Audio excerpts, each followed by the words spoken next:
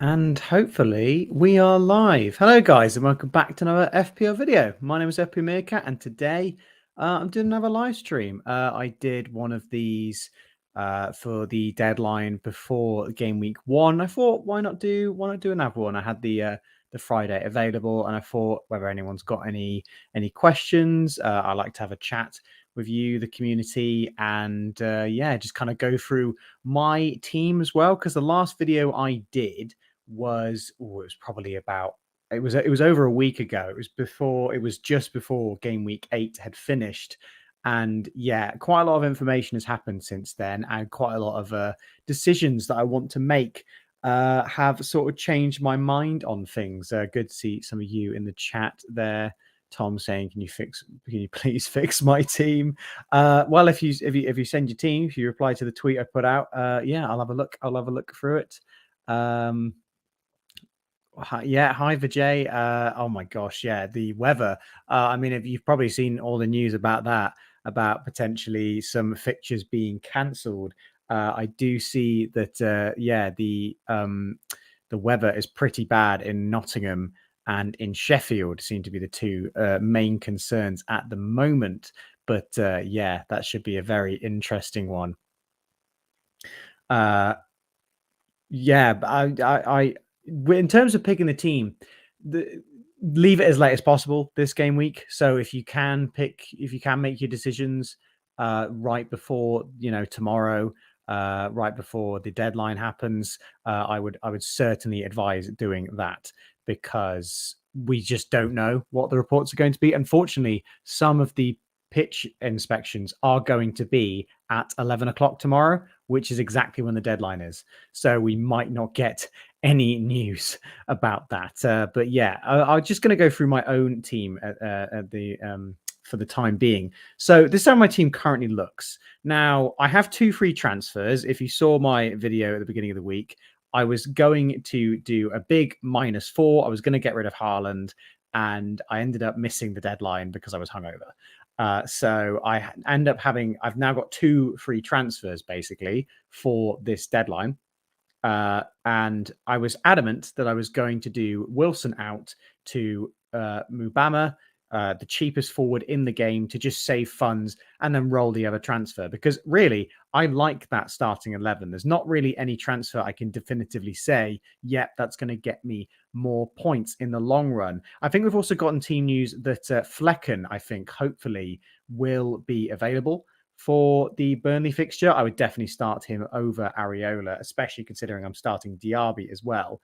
The issue is Wilson might very well start for Newcastle, so I kind of need some help deciding that because Isak had to pull out of international duty due to being carrying a slight injury, and basically Wilson could very well start that game. I think the Howe in his press conference said, I believe he said that Isak hadn't trained and that they'd make a late call on his fitness. The problem is Howe always loves to say these things, and it could very well be that he is not going to play. So I could very well start Wilson in the lineup. And I think if I was going to start Wilson, it probably would be Diaby who comes out of the lineup. Alvarez and Wilson seems to be the 2 maybes at the moment in the team. And I definitely want to make a transfer, certainly to save funds, because I really want to move on to the Arsenal assets for game week 10. I don't have a wild card, so I would like to get those, get the funds in the bank to then move on to at least 2 Arsenal assets for the Sheffield at home fixture. I just think Sheffield are a really poor team at the moment, and I think that Arsenal fixture, I think they could absolutely demolish them, and it could be a lot of points. And there's potential some really good differentials in that game. I know most of you will probably have Saka in that game, and probably a defender as well, maybe a Gabriel. I am really looking into. I really like the look of Martinelli. And Ben White are really the 2 that I like the look of. And also, we don't know if Saka is going to be fit for that game. So yeah, there's a lot I could still do with the team. I'm really not set on my mind. I'm basically going to wait as late as possible to see if we get any early team news. Simicast as well. He could potentially be a really good value option. I would like to get more Liverpool into my team, but they're all either, too much rotation risk or just too expensive. at the moment. Trent Alexander-Arnold, really like the look of him, but again, is he worth? I mean, how much more is he? I think he's 3.5 million more than Tsimikas. If Tsimikas is going to nail down a spot in that team, surely he's much worth the value. But yeah, what's that? Benchmarks. Should I keep Botman or is he a long-term hold? I feel like I'm losing the clean sheet points if I keep him this week. Botman's an interesting one. He's certainly a player that Howe wants to play all the time, right? So I think the idea would be, I mean, let's have a look at Newcastle's fixtures actually, because they're all right still, right? Because Crystal Palace, okay, that's the one you really want. And I guess that's the issue you have because Crystal Palace have got so many injuries in their attack that you really would like a Newcastle defender for this game. Wolves, pretty good fixture again. Newcastle could definitely keep a clean sheet there. Arsenal, don't really need to worry about that. You're pretty certain that Arsenal will score against Newcastle, I think you'd imagine. Bournemouth, good fixture again. But then Chelsea, Man United, and Spurs. It's very varied fixtures, I think, for Newcastle. So I think Botman is great value, really great value, but there are also quite a few good value picks in and around that price point. Like Gabriel, I believe, is very similar priced to Botman. And obviously, Arsenal have considerably better fixtures. I'm actually going to move to the transfers here because I do need to look at the Arsenal fixtures. Because yeah, after this Chelsea game, you got Sheffield. Yet Newcastle a bit of a tough game, but then you got Burnley, Brentford, Wolves, Luton, and then you got some tougher ones there. But you see that run from 10 to 15 is that 6-game run is absolutely amazing to have the Arsenal assets. So I mean, let's have a look. Is Botman? I didn't really see all of the press conference news, but he's got a knee injury, so he's definitely somebody that Howe would want to play. But Newcastle will have a lot of games coming up. He'll have a lot of chances to get back fit, and I don't think he's someone who will come off the bench. I think he'll either play in the starting lineup or he won't play at all. I don't think he's actually ever come off the bench, has he? No, exactly. He's either 90, there's an 86 there, but he's either 90 or 0. So I think depending on who your first bench option is, I think Botman is perfectly fine to hold because I don't think he'll be out for too long. If you don't have any bench cover, I would consider. It feels like a bit of a luxury move, I'd say, Botman. I'd be surprised if you're happy with the rest of the team and Botman's your only move and you've maybe got 2 free transfers, you could potentially look at it. But I think Botman is all right to hold at the moment. I think he provides such great value. And the fixture swings are really in game week 10. So you could get that one more week worth of info, basically. But yeah. So there's lots of moves that I could potentially make. So the idea, let's see if I can actually move over to FPL team. That's back to my face, and hopefully this should work. Yes, there we go. Okay, so moving on to FPL team. So really great site where you can plan your moves. So this is the team that currently looks. I still don't know who I'm going to be playing. The idea at the moment is to get rid of Wilson and just go for Mubama, just to get as many funds into the team as possible. 3.7, I think that says. I'm not too sure if the team value here, the bank, is perfectly accurate for this. I will have to try and make this team on the site as well. But I have considered selling Haaland just because I think the team you can make without him is really, really good. But now with the emergence of Tsimikas, I feel like I can get him instead of Trent. And then I think I can keep Haaland as well, because the difference between Trent and Tsimikas is 3.5 million. Yes, you're saving, what is it? About if I went from Haaland to Watkins, because that's obviously the one I'd want to get in, saving nearly 6 million, maybe a bit less. I think it's 5.8 million. So that's 2.2 million difference there. Already just by going from Trent to Tsimikas. And then I think downgrading one more player allows me to keep Haaland. And yes, he got 0.00 expected goals in the last game, but we know what Haaland is like. If he gets chances, he will score goals. Obviously, if he doesn't get the chances, it doesn't really matter. But I'm not too sure how relevant the XG is for Haaland, just because we know how clinical he can be and how many chances he can get.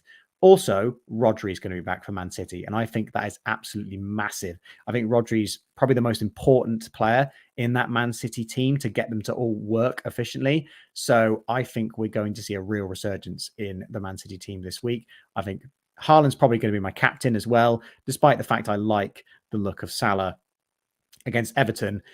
Early kickoff, putting some doubt in my mind, but I mean, Salah hauled, and it was against Brighton. So yeah, I think the captaincy will be on Haaland for me this week. But the moves that I wanted to do was to move Wilson there to Mubama to get funds in, and then if we look at the game week 10 team, the obvious move out is Mbermo, and that's going to go to Saka again. If Saka's injured, that could be Martinelli.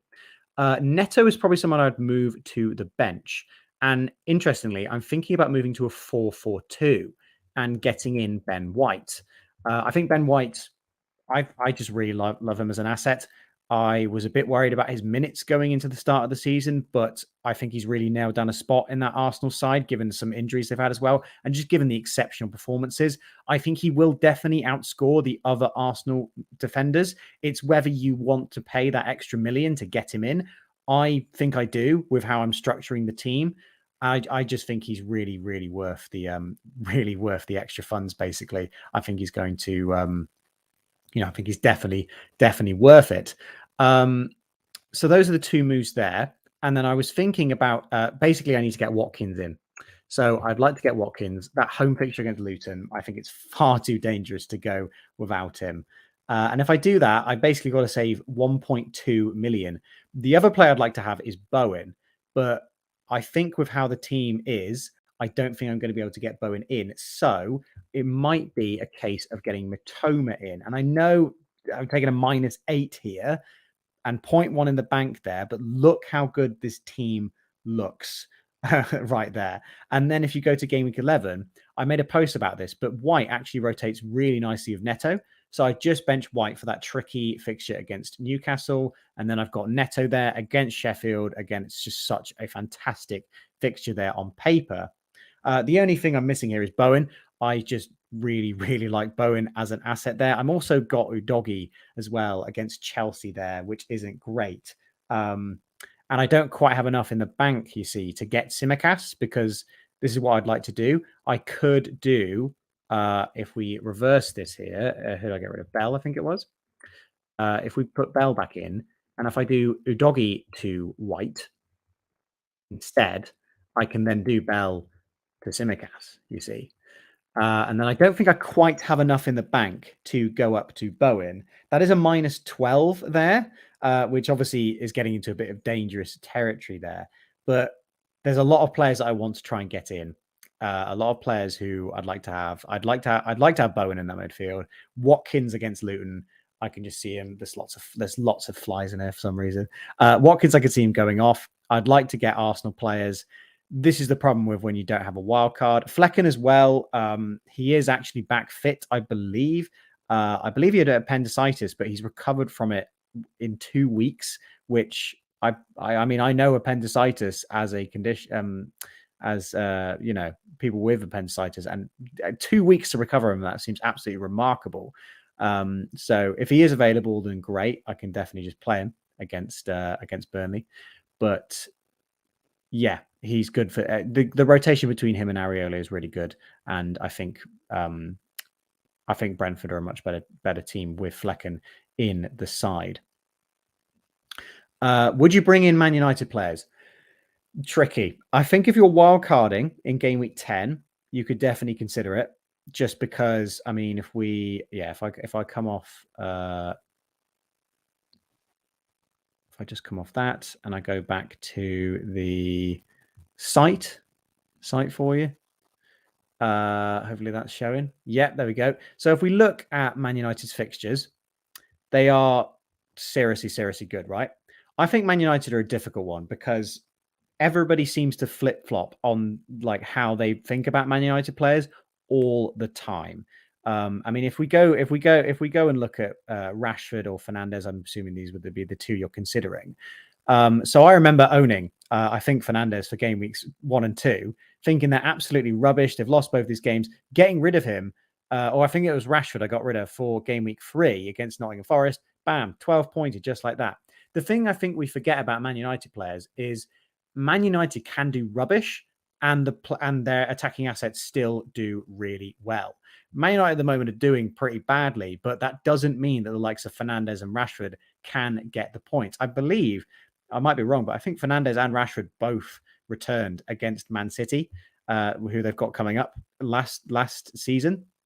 And those fixtures, I mean, just forget this is Man United for a second. Sheffield, Fulham, Luton, Everton. I think that's four of the bottom teams in the league at the moment. Yet Fulham are a bit stronger. Now they've got Palhinha back. But those fixtures are absolutely amazing. And all it takes is a good game against Sheffield United. And suddenly we're all talking about them again.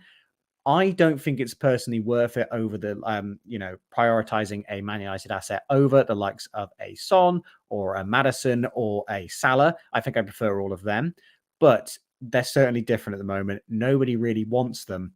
There is a correlation at the moment. If you have Man United assets in your team, you've probably got a lower rank. That seems to be what the case is at the moment. However, if you keep the faith in them, I know it's tricky too, because I mean, yeah, look at this.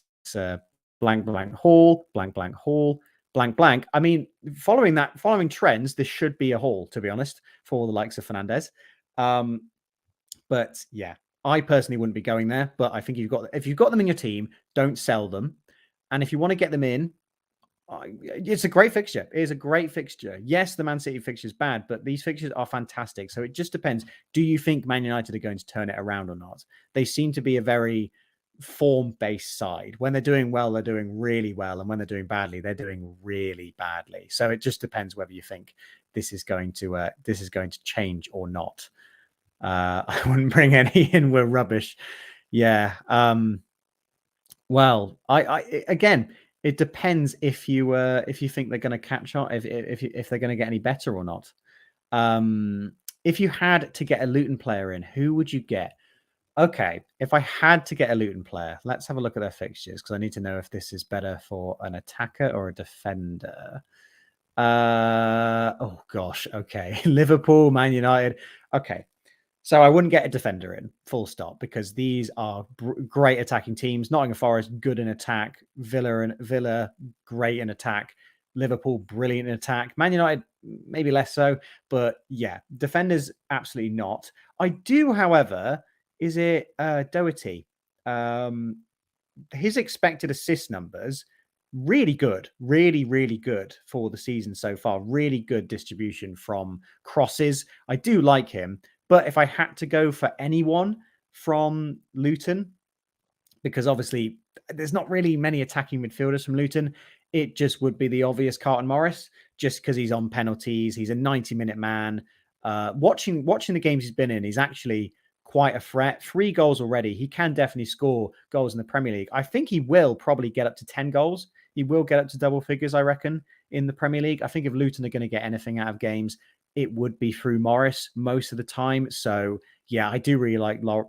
If I had to pick someone from Luton, I think it would be Morris.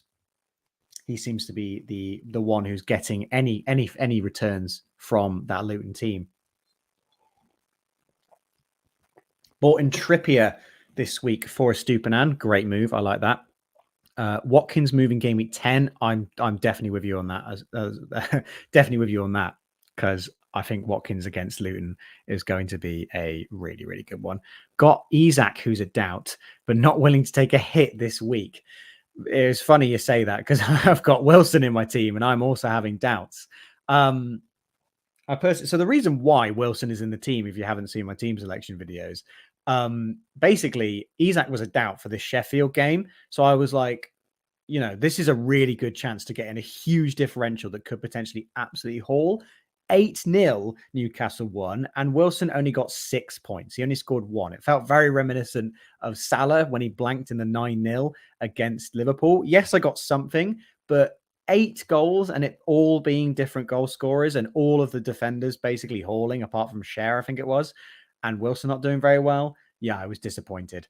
And then obviously he missed game week 7, and then game week 8, I accidentally started him, came on for 4 minutes to get 1 point. I do much prefer Isak. So The issue is obviously injury doubt. I personally think that Wilson's going to start this game week. Again, I hate playing this rotation game. I really wish I never went for Wilson because it's so tricky. But yeah, 6 goals already for Isak. It's absolutely amazing. And he hauled.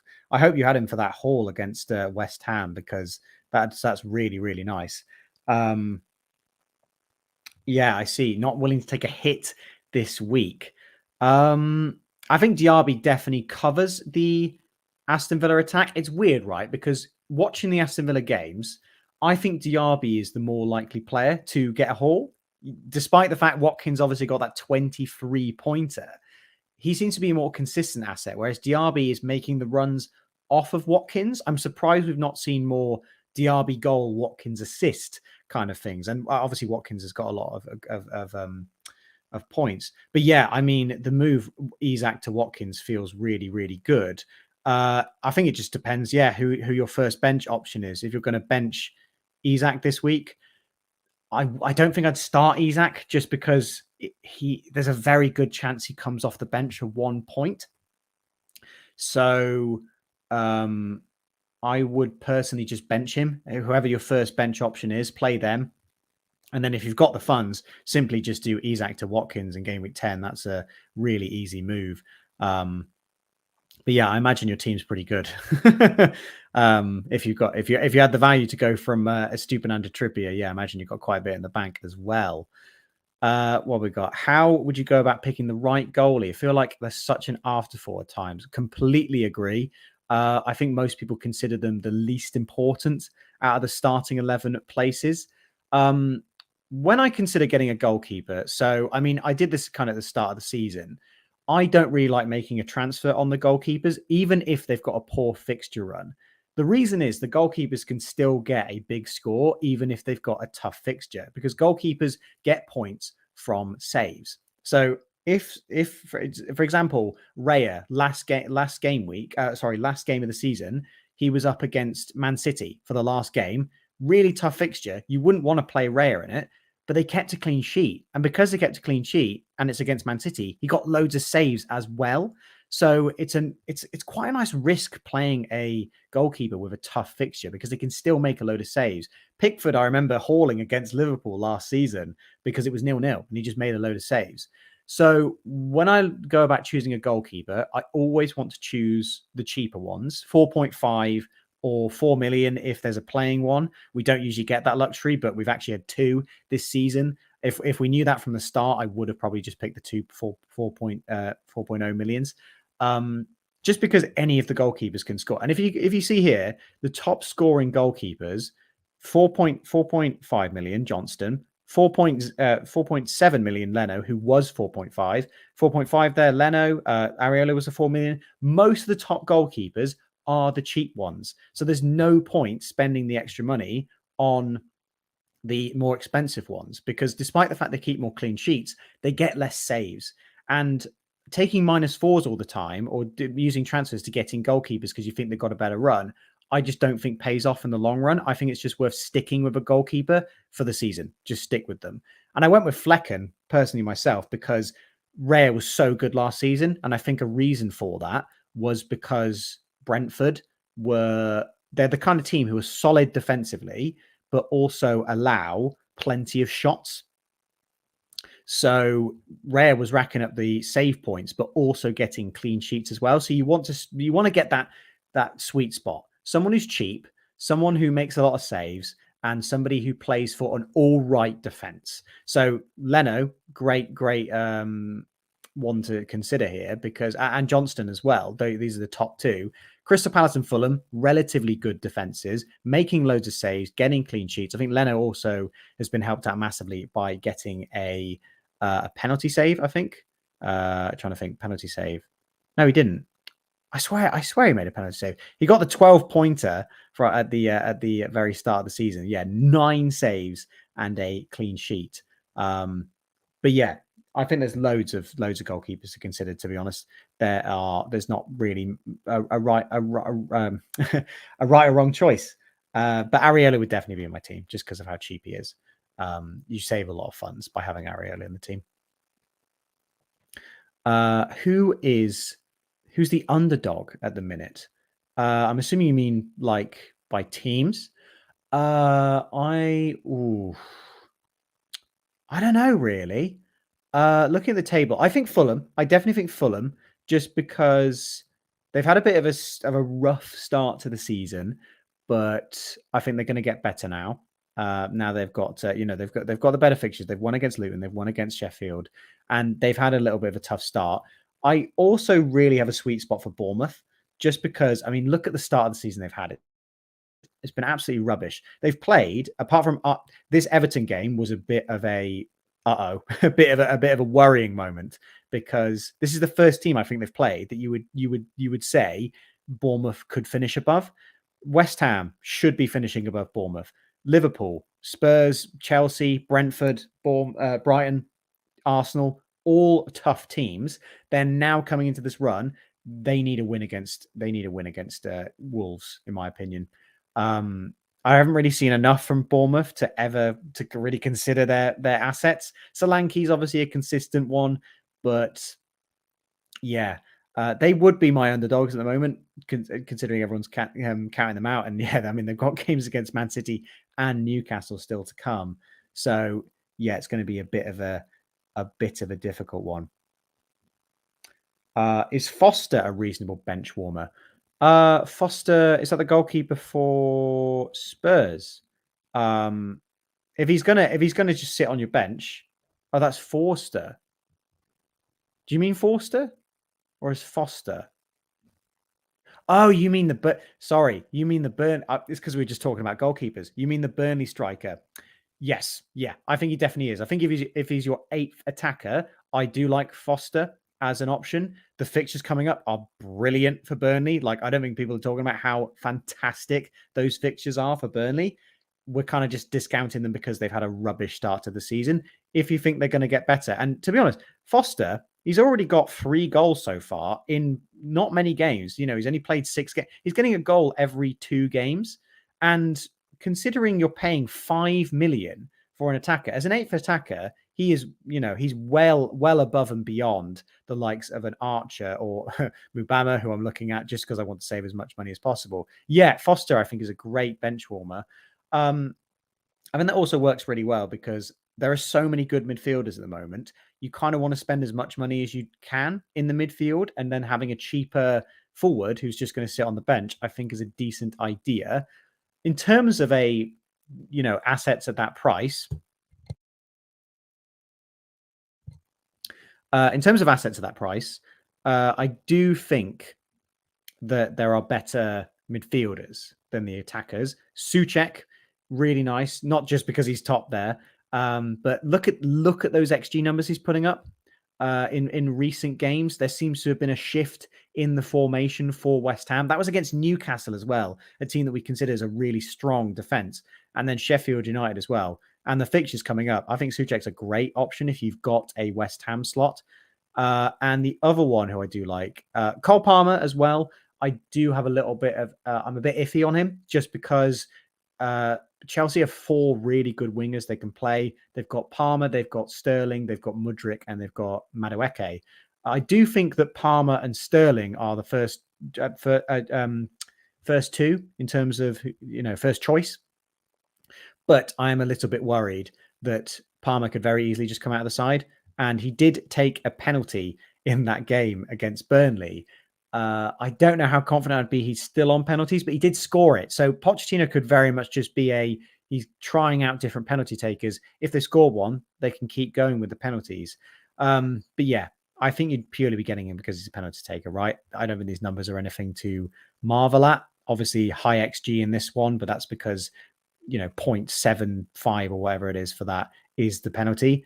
But yeah, I think Foster is a great bench option to go for. Man City player to pick besides Haaland. I think Alvarez. I think it has to be Alvarez just because everybody was worried about him being a minutes risk. He seems to be vital for that Man City side. Again, he got an early sub against Forest. That was because of a red card. You can't really count that one. And he did worryingly get an early sub against Arsenal. I was surprised about that because he did Alvarez did play as a right winger in that game, didn't he? I was really surprised he didn't play centrally because he's been operating. I mean, look how good that is. He's been operating so well centrally in that De Bruyne basically role. Um, and yeah, 3 goals, 5 assists. I think he's definitely my favorite pick out of the Man City players. If you're looking for a defender instead, I do really like Kyle Walker.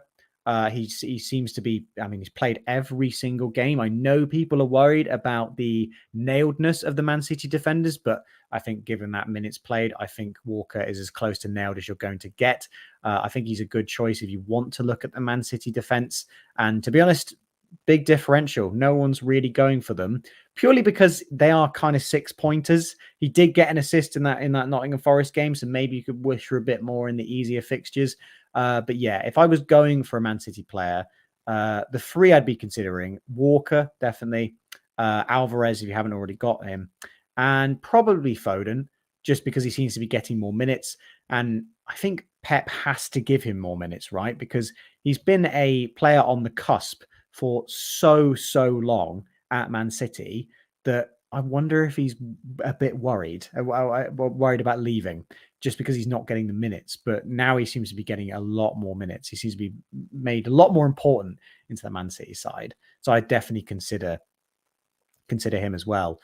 Will Luis Diaz play? I think yes, personally. Obviously, I can't say that with certainty. But if I was to go for starting odds, right? Because if we're honest, it's going to be the front 3 for Liverpool.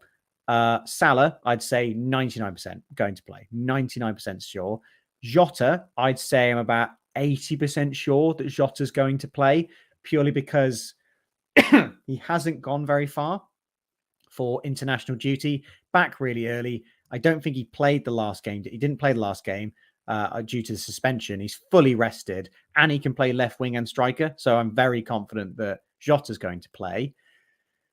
Gakpo has just come back from injury, so I'm pretty sure he's not going to start. I know a lot of people are like, oh, well, but Darwin and Diaz have just come back from international duty. Yeah, but Gakpo's just come back from an injury, which I think is far worse than, just playing some minutes midweek for international duty. So then it's basically, I think, a 50-50 between Darwin and Diaz.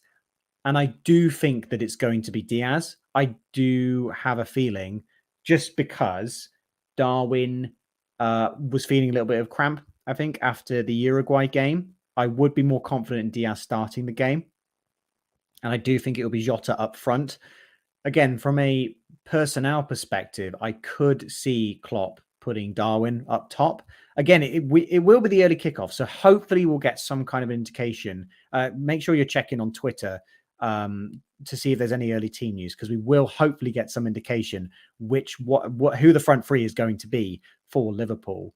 But if I had to choose one right now, I think Diaz would start. I think it would be Diaz, Jota, and Salah, but it could very easily be Darwin, Jota, Salah. I'd be more confident on Jota, but yeah, I think if you've got Diaz in your team, I would start him, but I don't think I would be transferring him in, just because you're going to have this concern every single week about whether he's going to start or not. The only one you're going to get that sureness with is Salah, and the only point you're going to get any certainty of minutes is if one of them gets injured, unless you reckon you can call the rotation, which I tried to at the start of the season but failed heavily. I'd love to get more Liverpool players into my team, but I think it's just so difficult to try and call their rotation at the moment. Have Trippier, Udogie, and Cash with Ward-Prowse, White, Gabriel on the bench. Who would you have as first sub, as Darwin and Saka look doubtful? Okay, so yep, so that's the same as my back 3. I do really like that. Ward-Prowse, White, and Gabriel on the bench. I would go for, so Ward-Prowse has got Aston Villa, doesn't he? And then White has got Chelsea away. And so, okay, so it definitely wouldn't be Gabriel, because White is just outright a better choice than Gabriel. I think, Ward-Prowse has not been doing very well, has he? He's not gotten the returns, and I think it's a bit of a change of formation, right? Because Ward-Prowse, look at that, doing really well for the start of the season, getting all the points, and then blanking in these last three. And then who's not blanking in these last three? Souček. I know he blanked against Liverpool there, but it seems to be a bit of a rotation. I don't know if it's a change in the formation, but it seems to be that Ward-Prowse was playing more of a 10 role, and Souček was more defensive. And now they've switched for some reason in recent weeks, and the number 10 role seems to always be scoring for West Ham. So I think I would have White as my first bench option. I think it's pretty close between Ward-Prowse and White. I definitely have Gabriel last. But yeah, I just really like White as an asset. I know these numbers aren't amazing, but the points are looking really good. He's really good for bonus points. I don't think people are really mentioning this. If I actually go, I'm going to put my money where my mouth is here. If we go to bonus from defenders, yeah, he's third. He's third. He's really gone under the radar in the amount of points he's getting. And if you look for Arsenal defenders, next one is Saliba with 3. White just seems to be the guy for everything, for attacking threat, for the defensive numbers for Arsenal, for 90 minutes every week. I think he's so worth the extra money over the other Arsenal defenders. And despite the fact it says, what's his ownership? I can't actually see it here. I believe his ownership is about 12%. It might even be lower than that. I'm not seeing him in any teams, like at all. If I actually put him into my team, I should be able to see, hopefully. No, I can't. Okay. But yeah. Oh wait, yeah. No, that's form. I'm looking at trivia. But yeah, White. Maybe the Chelsea game's not even that bad. I know Chelsea have been very good defensively, but there could be a clean sheet there for Arsenal. But yeah, I think White is definitely worth that extra price, and I would put him first on the bench. If you get any news though that Darwin's not going to play, I think I would just play White over Darwin. But if there's no news about it, I would still start Darwin just because he's so dangerous when he starts. Even though I don't think he might start, it's just so much potential. The ceiling is massive for Darwin if he starts. So if you get confirmation that Darwin's not starting, I bench White. I'd start White, but I'd have him first on the bench anyway. Haaland Son score predictions. Okay, so I mean, I'm hoping Haaland goes off, because obviously a lot of people have transferred out Haaland. To be honest, I hope those guys do well, because I think it's really brave to get rid of Haaland, and I was going to do it myself if I hadn't missed the deadline. So I think Haaland, I'm going to go for 13 points for Haaland. I reckon he gets a brace in this game against Brighton, and I reckon he gets all 3 bonus as well. And Son, I mean, I don't have him in my team, so I'm really hoping Son keeps quiet. I'm gonna go on the safe side. I'm gonna say he scores a goal, because I think saying he wouldn't score a goal is just being blinded by him not being in my team.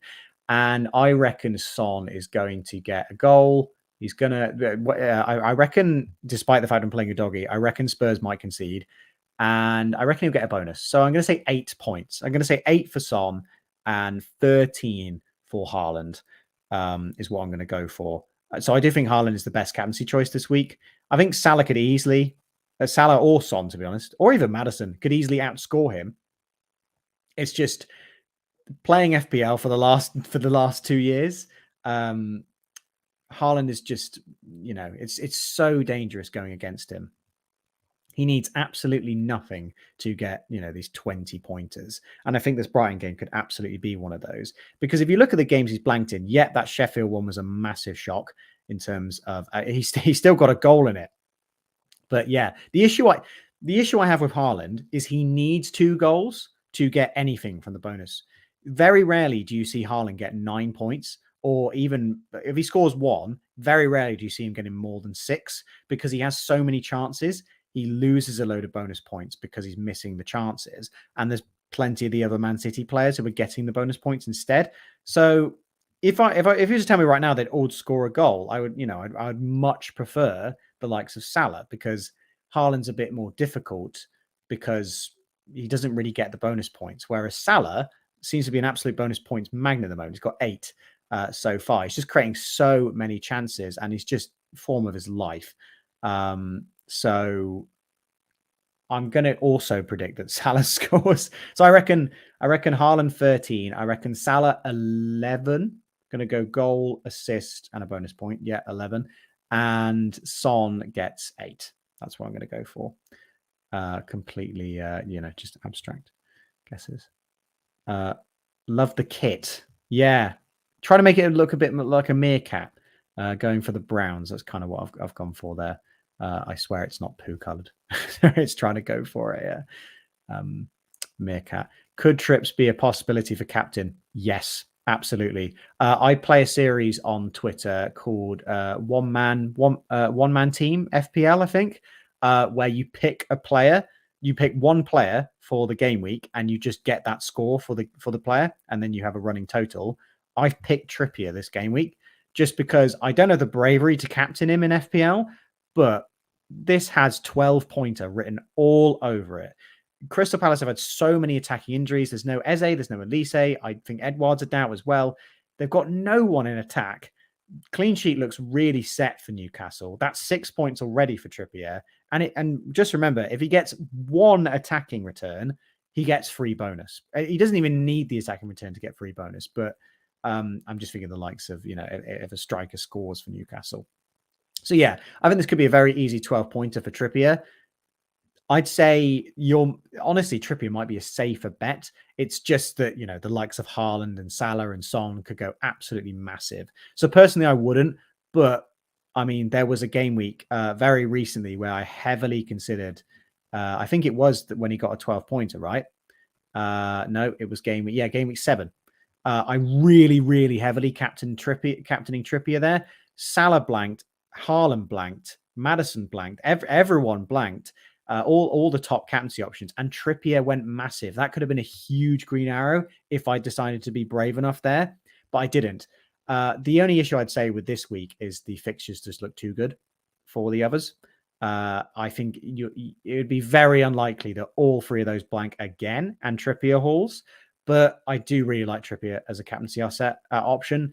If I was to rank captaincy options, I think I'd probably put him 4th behind Son, Salah, and Haaland. But yeah, I do really like him as a pick. Love trips. Yeah, we all love trips. Norrington for the win. Norrington. God, what a hidden gem that is. I'm actually going to check some of the top scorers so far in the game and see if there's any players that I've sort of not really thought about at all. Because I mean, Son, Saka, Bowen, these are all players that I really want to. I'm really looking at. Jensen. Now have I got Jensen? So my mum actually transferred in Jensen after the 9-pointer. She transferred him in, and I was like, okay, bit of a weird transfer there. Not really seeing what the logic is for that one, but I mean, proven wrong. Look at that. Even despite the 0 expected goals here, 6 points and then 10 points. Maybe someone going really heavily under the radar. Jensen, just because he plays in that central midfielder spot. I don't think many of us like to go for central midfielders. We like to go for those midfielders that are either playing as wingers, second strikers, or attacking midfielders. Jensen's not really that, but he is getting a lot of involvement in these games. Certainly someone going massively under the radar. And then you got that like Sterling. Neto as well. I do love Neto. He is in my team currently. He was just supposed to be a 1-week punt against Luton, but he's ended up staying in my team and doing pretty well. I did bench him for that Man City game there, but yeah, putting up some fantastic numbers, or not. I mean, like in these recent games, he's not really been doing it, but he's got goal and assist threat, which I do really like when it comes to players. Obviously something that lacks in the strikers, but when you're midfielders like Maddison as well, definitely someone who does that too. When they have assist and goal threat, I do really like it because they've got so many avenues to points. You're not just solely relying them on the goals. This is why I like expected goal involvement, especially for the midfielders, in terms of the choices there. If you're going CM, I would take Soboslai over Jensen. Unsure how cheap Jensen is though. Yeah, so Jensen's 5.5. So he's a really good enabler. maybe a 7th or 8th attacking option that you could have. The Burnley at home game as well could be really, really nice for Jensen. But yeah, Szoboszlai is definitely someone I have considered, just because, as I mentioned earlier about the Liverpool players and not really being able to predict their minutes. Szoboszlai's played every single minute. 1 goal and 2 assists though, but he is on a lot of set pieces now, and that really started to show in the Brighton game. 0.61 expected assists. He's going to be consistent. He's not going to be hauling very often, but he can produce some absolutely cracking goals and get you some returns. And this fixture run for Liverpool, everyone's going to want to have Salah, right? And then a lot of people now are going to have Tsimikas. But if you can get anyone in who is going to start regularly for this fixture run, you're going to shoot up in rank. The problem is you could easily go for someone like a Darwin Núñez, and then they don't play. And then the people with Watkins or Alvarez, much more consistent assets, just do better because you're not getting a player that plays minutes. But yeah, Szoboszlai, if you've got the 7 million, I think he's a really, really good asset to get. I personally don't think I will go for him, just because if I'm spending that money on a player, it's going to be this man right here, Jared Bowen. Jared Bowen, who I think has been absolutely phenomenal so far this season. If I go to midfielders here and I sort by expected goals, he's 4th, and he's not even on penalties. So if you subtract the penalties from Saka and Burma and Salah, correct me if I'm wrong, but I think he might be top, or he's close to the top as well. And look how good the fixtures are for West Ham. Not a single, like, I know this is fixture difficulty rating here, but Aston Villa, not too great defensively. Everton, bit shaky defensively. Brentford, poor defensively. Forest, Burnley, Crystal Palace, Spurs, yet whatever. But then Fulham and Wolves. Yet you're not playing any of the Luton or Sheffields. But I mean, you saw already, he scored against Luton, and then he has he already played Sheffield? I think he might have. No, he hasn't. Oh, yeah, he has. Yeah, and he scored against Sheffield. He is a player who's scoring against he can score against anyone as well. Scoring against Liverpool. Just a really, really fantastic player, Bowen. Honestly, so high in my transfer thoughts. Just because Arsenal have such a good fixture in game week 10, I am prioritizing getting either a Martinelli or a Saka in. But that other midfielder spot, definitely Bowen. I probably will do Maddison to Bowen, is sort of my thinking at the moment, just because the fixtures aren't that great now for Spurs. I know I'm saying this without Son in the team, and maybe saying this trying to hope he doesn't do too well. But I mean, Chelsea, Wolves, Villa, City, West Ham, Newcastle, that run, not great. And if I have to sell him before Crystal Palace, I don't feel too bad about it. I think I did see a statistic recently that I think Maddison has only returned away. Yeah. So away from home, returned, blanked at home, returned away. That's amazing. Wow. So he's only blanked at home and only returned away, and he now has a game at home. So maybe he's going to blank. I don't know. Maybe that's just a coincidence, but yeah, maybe there's some logic to that.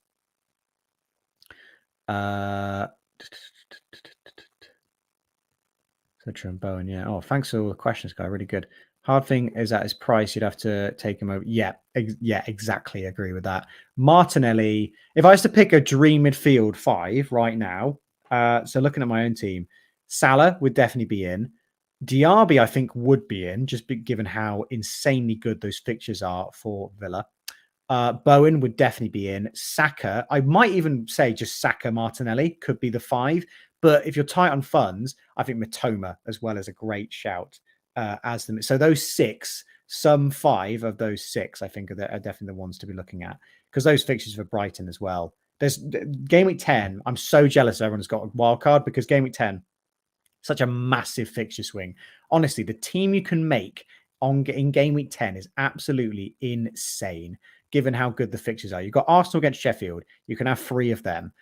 You got Newcastle against Wolves. You can have a couple of them. You got Villa against Luton, 3 of them. You can have Liverpool against Forest, 1, 2, maybe 3 of them. And then you can just have Haaland as well. And then so you've got amazing fixtures for your entire team and Haaland. And then you've got Brighton against Fulham as well. You can have 2 of them. Your team can look absolutely amazing on the wild card in game week 10. Uh, so true about Bowen. Bowen, yeah. I've said I love a lot of players, but I do love Bowen. Yeah, Bowen is a fantastically consistent asset.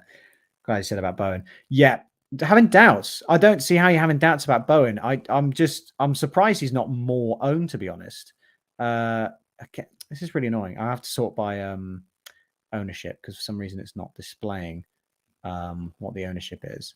Bowen, 18.7%. Rashford's higher owned. Bruno, until recently, was higher owned. Erdegaard's higher owned. Like, Bowen's really going under the radar, I think, for his ownership. And if you want to get him in this week, I wouldn't go against it. I think that Villa game is not too bad on paper, but game week 10, definitely want him in. And definitely by game week 12, he will be in my team. It's just there's quite a few players I want to get in.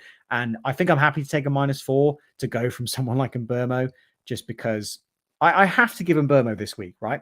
Burnley at home. That's a fantastic fixture on paper. There's nobody I can definitively say at his price is a better choice than Mbermo this week, even though he has been poor, even though he could play. I mean, that is shocking. Blanks in 4 games. I'm just very glad I had him. I've had him since the start of the season, so I had him for all of these hauls here. So I do feel really sorry for anyone who transferred him in, maybe after the Bournemouth game, or maybe after the Fulham game, and haven't really seen those returns. But yeah, I just can't get rid of anyone for him. Matoma or Bowen, if you had to pick one. If I had to pick one, I would go for Bowen. Obviously, he's worth the extra funds. So there's a little bit of, maybe it's a Bowen and a Watkins. A Bowen and a Alvarez, or a Matoma and a Watkins. But if I had to straight shoot out between the two of them, I would go for Bowen. Just because 90-minute man seems to be the talisman for the team. Yes, that's poor statistics against Newcastle, but he's just been so consistent. Highest XG, non-penalty XG in the league currently. And the issue with Matoma is just you don't have full faith he's going to play all the minutes just because of how many options Brighton have. I do think he will play regularly, but if he was to be dropped once in this run of 4 games here, I don't think you'd be surprised, given how many games they're going to be playing. Matoma, I think, is a fantastic option, though. If I'd be happy to have him in my team, absolutely. But between the two, I'd definitely go for Bowen. Meant to add Neto for James Ward-Prowse last night before the price ride. Now kicking myself, may have to hold James Ward-Prowse. It is a shame because he was doing really well, right? But I mean, that comparison that I showed between Ward-Prowse and Souček, it's night and day. There seems to be a complete switch in the personnel that now Souček is the one getting the goals, but maybe it comes back around for Ward-Prowse. I don't think Ward-Prowse is a bad option. I do really like Neto, though. But I do believe Neto is cheaper than Ward-Prowse, so I feel like you might be able to do that move anyway. But yeah, Wolves have some really good fixtures and some really bad ones. So if you can rotate someone with Neto, I think it works really nicely. Yeah, Bowen for me. And a Brighton fan, yeah, maybe because of the rotation.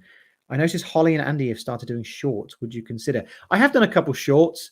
I think it is good to just clip up certain elements of the stream. I do like these more chilled conversation ones, though. I just kind of like speaking my mind. But yeah, some short clips of something like maybe predictions and stuff like that. Yeah, I would definitely consider doing shorts. Awanoe is my fave. Oh god, love Awanoe, but unfortunately, he's injured at the moment. Ownership's probably, oh yeah, it's 3.9. Yeah, I mean, he was Mr. Consistent and then just off the boil there. And he will be going to AFCON as well. He will be gone for a bit, but yeah, he's back November 5th expected. So he's gonna miss the Luton game. That's so annoying if you picked him up, because that's probably the game you really wanted him for. And he's not going to play, but he'll be back for Villa, and then the fixtures for Forest are all right. So yeah, I think he's a very nice differential, but I think there are some better forward options. Hard to decide on anyone from Brighton. Yeah, exactly. Adingra's looked amazing. He has. I don't know if he'll ever be a starter, but the thing is, he's played a lot of minutes, hasn't he?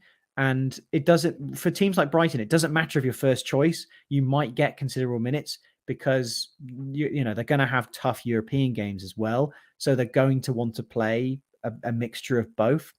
Matoma fatigued. Yeah, I don't know if he was mentioned in the press conference at all. I do just I mean he's had what 2 weeks off. I think he'll be fine. I think it was just he realized he needed a bit of a break. And I mean Japan have been absolutely smashing it anyway. He's nowhere near first choice for Japan. Despite how amazing Matoma is, he's not even in the team for that, which I think is absolutely crazy. Um, must keep in Burma against Burnley. I have to, right? Despite how poor he has been, that Burnley game, I think he can do damage in. And looking at the, I do a goals conceded thread on my Twitter. Burnley have conceded a fair few from strikers, so if I would love it. I'd love him for just to get a goal, give me like 7, even 5. If he gets an assist, 5 points, and then he's off for Saka. Yeah, I'd absolutely love it. Yeah, I mean, Mbeumo's gone. No matter what points he gets in this Burnley game, he is gone from my team. Brentford have looked so far off it. With hopefully me is back in the team soon. I'm hoping. If I just check for Brentford, yeah, Ben Mee should hopefully be back. Like a match fitness, massive, I think, defensively for Brentford, and obviously Henry being out, and now Hickey's suspended. Oh goodness me. Okay. This could be a tough game, honestly, for Brentford.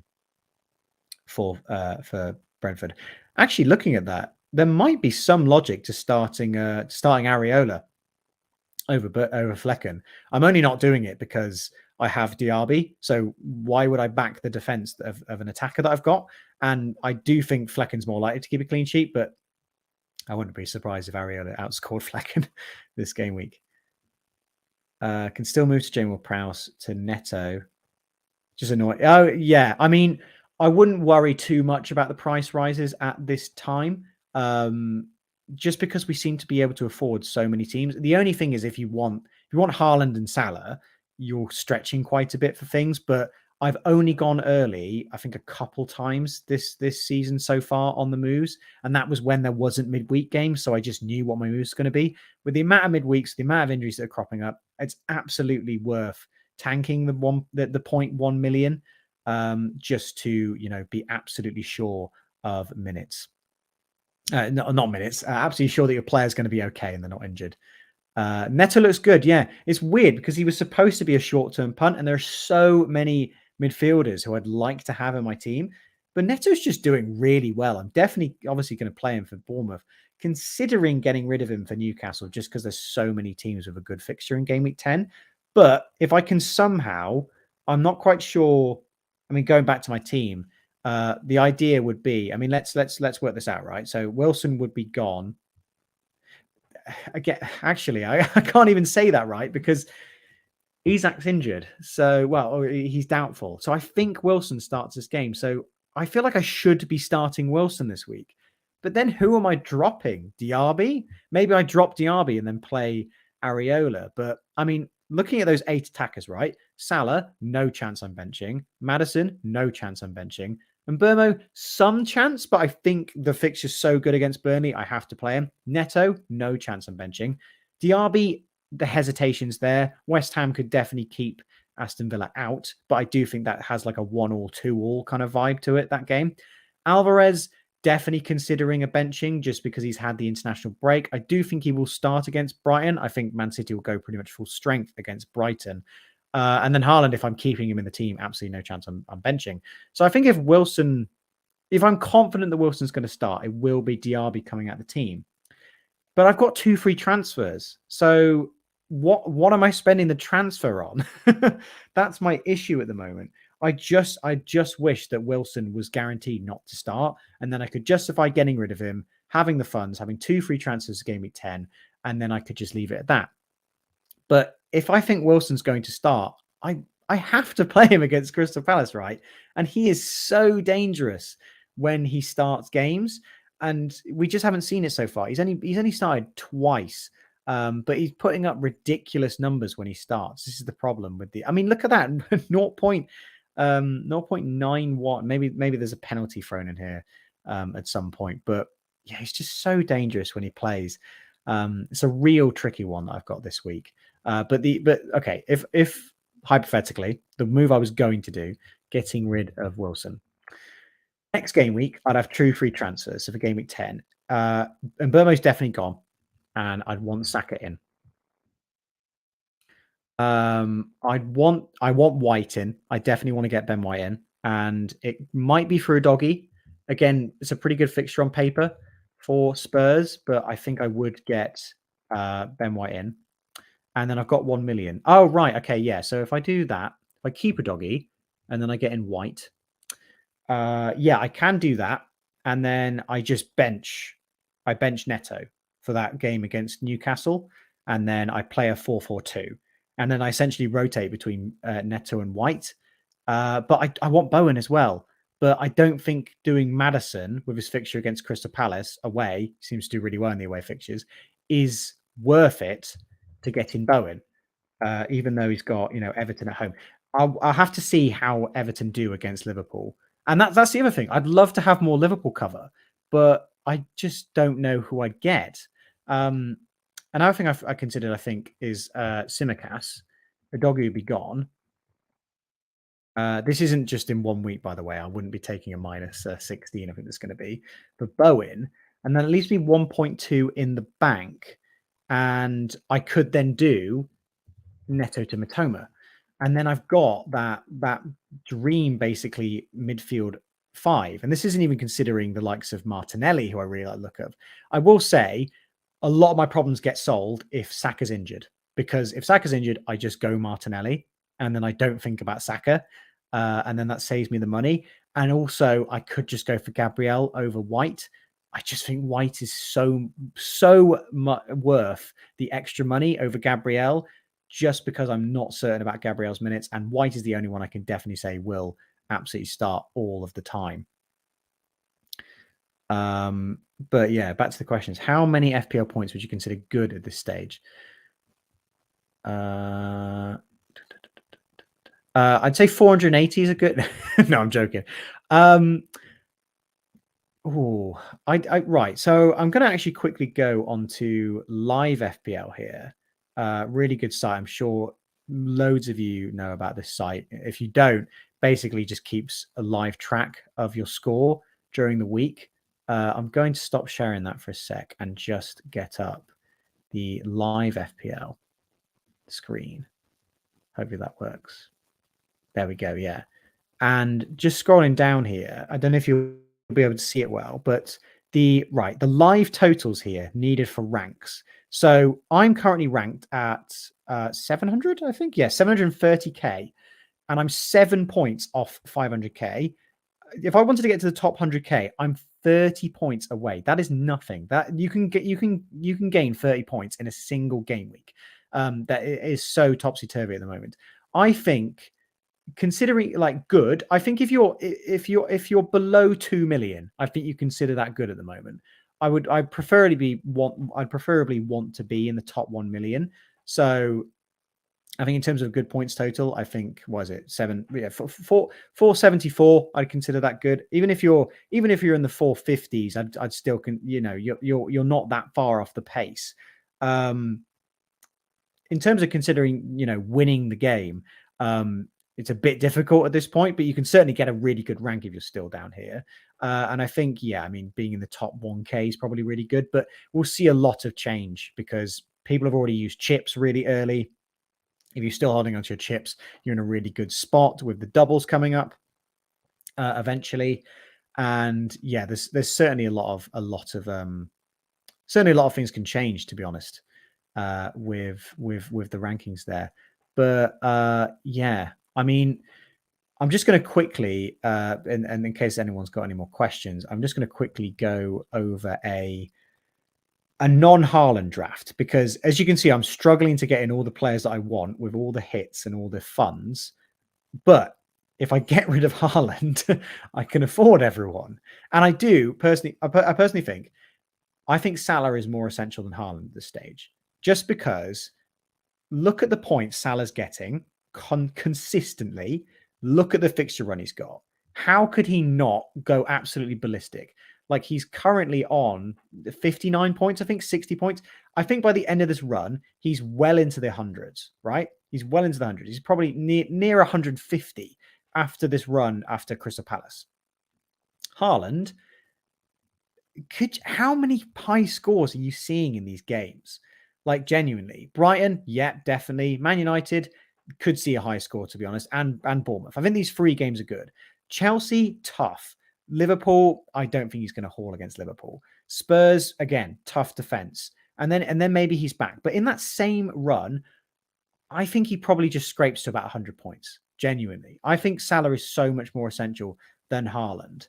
And so in that case, getting rid of Haaland, so this would be a team that I'd be setting up with over 3 weeks, basically. Watkins would be in, definitely, for his fixture run. I'd still get rid of Wilson just to make the funds up. And then I got 9.5 million to play with here. And Burma goes up to Saka. Neto can go up to Bowen. And then look, you still 5.9 million. I can then even do the rotation thing that I was talking about with Alexander Arnold. And then there's still 2 million in the bank. You can make such an amazing team. I can even push, like Vijay said earlier, to Foster as a really nice bench option. You can still have the rotation there. Could I even I couldn't even get Ben White in as well. But yeah, you can do so much by getting rid of Haaland. And I think we all are just in a constant state of fear with Haaland. I definitely thought he would slow down this season. And I saw that Fulham game and was like, okay, maybe not. But apart from that Fulham game and obviously the first Burnley game, that's 2 games where you've been like, yeah, Haaland is ridiculous. In all these other games, he's just scored a goal. I know he has 8 goals this season, but 5 of those are in 2 games, right? And we're talking about Haaland's obviously a fantastic player who scores a lot of goals. But if Haaland scores 1 goal in a game, it's nothing. He's only going to get 6 points. If Salah scores a goal in a game, you can see here, he can get 10 points. He can even not score in a game and get 10 points. 2 goals, 15 points. If you think Haaland and Salah are comparable in terms of the amount of attacking returns they get, Salah is going to massively outscore Haaland. You're basically wanting a shootout between the two. You're basically wanting Haaland to score less. Score more. Score even more than Salah. I think if they're comparable in terms of attacking returns, I think Salah just gets so many more points over that run. And the fixtures are just that good. But yeah, I think you could just get so many more funds. So you can do so much with the team if you get rid of Haaland. But yeah, I'm still absolutely no closer to deciding my team just because Wilson could play and I feel like I have to start him.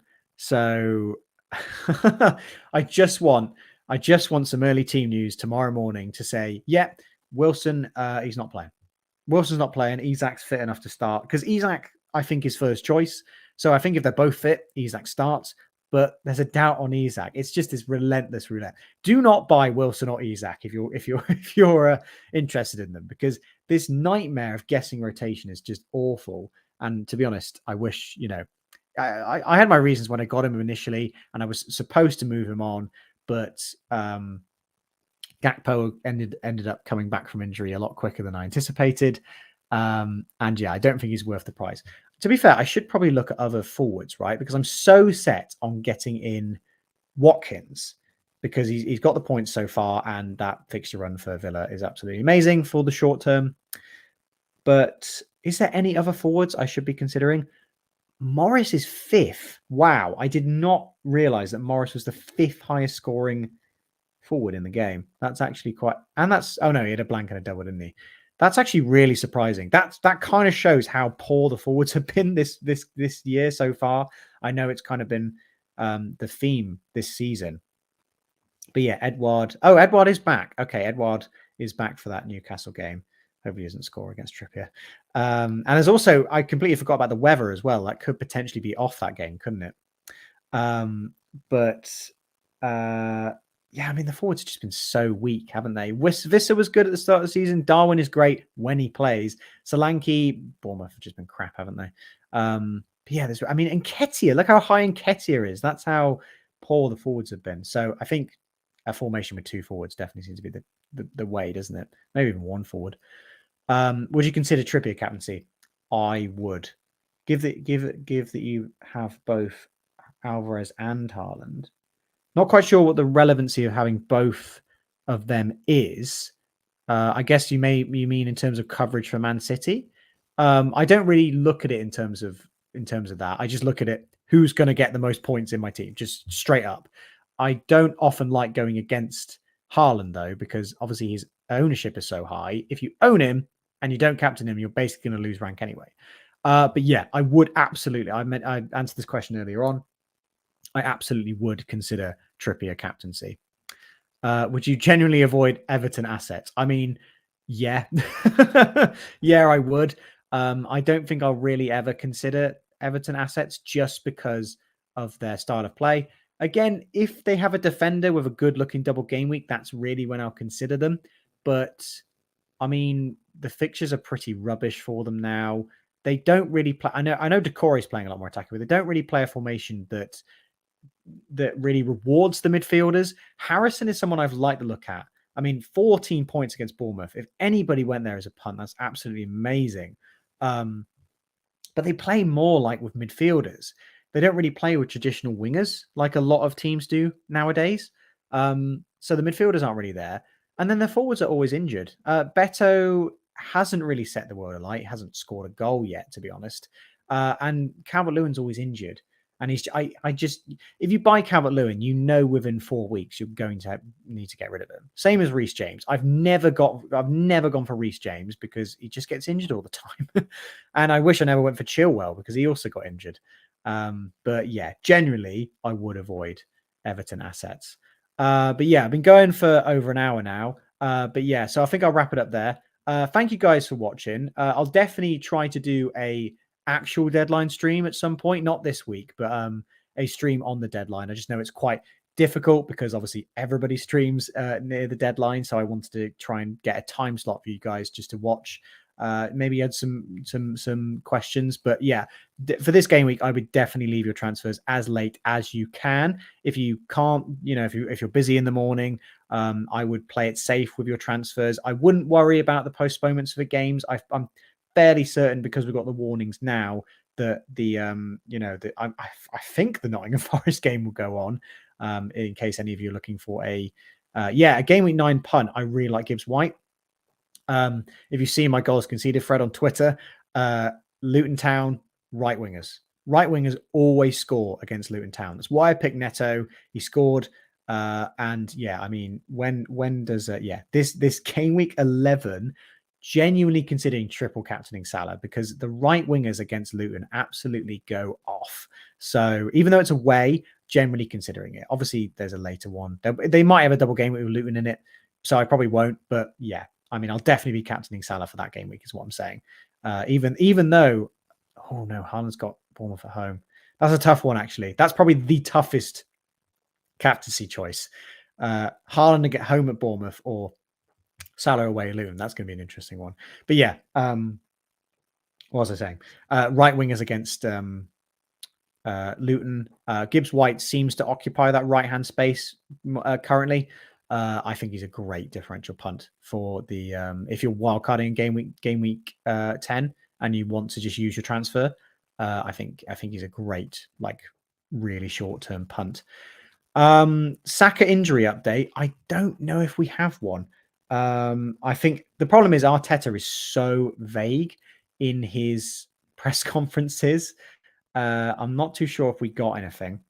75% hamstring injury. So he didn't play for England, did he?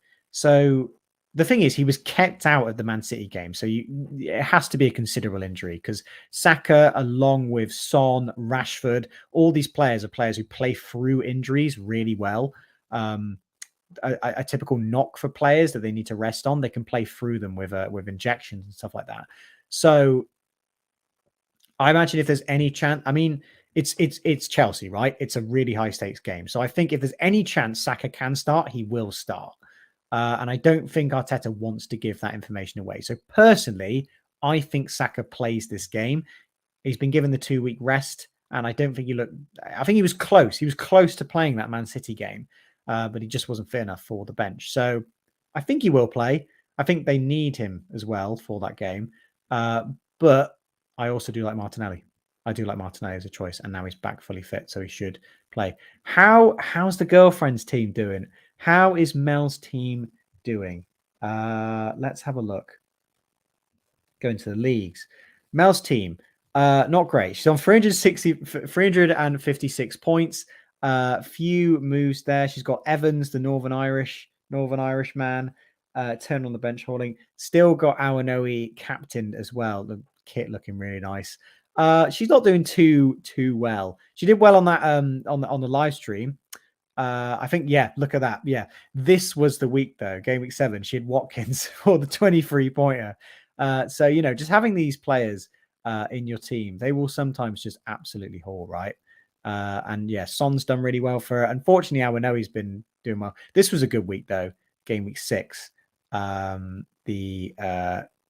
Walker, Botman, and Son all going off. And Reem as well. Reem, she's benched quite a bit. But if you look, I mean, he's done really, really well. But every time she seems to start Reem, he doesn't do well.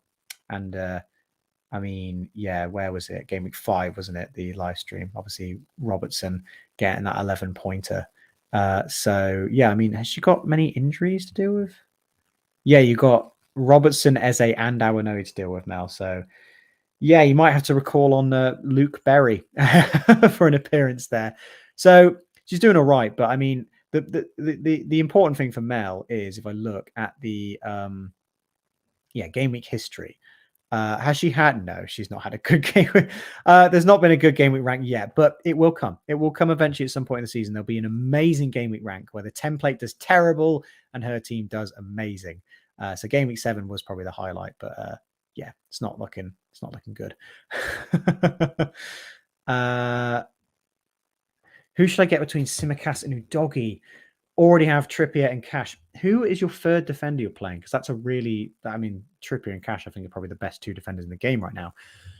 If it's a shootout between the 2 of them, I would say Simicast personally, just because the fixture's there for Liverpool, and I think he will get very, very decent starts. Udogi, as good as he's been and as good as Spurs have been, I think the fixtures are turning for the worst. And 2 assists there, but he's not really posed any attacking threat, Udogi. They seem to be a lot more defensive now. He doesn't seem to offer any threat, which Simicast we know does for Liverpool. And you save a bit of money on Simicast. So I think I would get Simicast. I think you might have missed the boat a little bit. If it's a 1-week punt, though, if you're just getting in for this game week, I would go for Udogi. I think the game is better for Spurs than it is for Liverpool. But if you're looking long-term, I would go for Simicast just because I think he's going to get relatively good game time and those fixtures are amazing. And also, I think with the price point, with Udogi's price point, you feel a little bit iffy about benching him. Whereas Simicast, because he's 4.4 million, you feel fine if you bench him because you've probably got some other asset that is going to be all right. You might have a 4 million defender. You might have a cheap forward or a midfielder that you can just play in his place if he doesn't play. And yeah, so between the 2, I think I'd go for Simicast. How's your draft team doing? Which one? I have 3 draft teams and I was doing well in one of them. But yeah, that I've sort of not really been keeping track of them. So I imagine I'm not doing that well on them. I haven't actually checked for quite a bit. I was top of one of the leagues, a little YouTuber content creators league that we have. But yeah, I haven't checked in ages and I keep forgetting to do the transfers for it. Same with Gaffer. I do play the championship fantasy game. Kind of forgot about it. And well, I didn't forget about it. I just didn't know when the deadlines were and I kept missing them because I kept looking at them as the same as the FPL deadlines. But then I was like, oh, they had a game on Friday or the deadline was on Tuesday. And yeah, I ended up missing a lot of the deadlines. So I haven't really looked at a lot of that. And I'm sort of, just getting this on. It's getting a bit cold in there. I'm in the study because this study that I record in is not actually in the house. It's in the outhouse. So yeah, it gets a bit cold. And that's a great one to end on, actually. Prediction for the Merseyside derby. I think Liverpool are going to win. I think that Everton are going to make it very tough because I think Everton have got a bit of a second wind at the moment because of that win against Brighton, Bournemouth. I think they're going to turn it around. And I mean, it is at Anfield, isn't it? It is at Anfield. I'm going to go 2-1 Liverpool. And I think it's going to be Salah getting a goal. And I think it's going to be like, I think it's going to be like Van Dijk. It's going to be like Van Dijk getting a goal, or McAllister, something like that. I hope it's one of those, because I've had so many memories of watching the Liverpool games with last-minute winners, like that Origi last-minute winner against Everton. So many memories of last-minute winners. So, yeah, I think it's going to be 2-1. That's what I'm going to go for Liverpool. And yeah, I'm going to wrap it up there, guys. Thank you guys for watching. Like I said, please, if you've watched this far, please give the live stream a like. Subscribe to the channel for more content. I want to try and do more than just the team selection videos. I want to try and do more. I want to try and do a deadline stream, because I'm a bit of a smaller creator, so you might go to the big content creators deadline stream and you're never going to get your questions asked. As you can see here, I can answer everyone's questions here. It's really nice, really chill, and I hope you guys have really enjoyed this. And yeah, I hope you have a really good game week 9. I hope you don't miss the deadline like I did last game week, and I will see you guys in the next FPL video.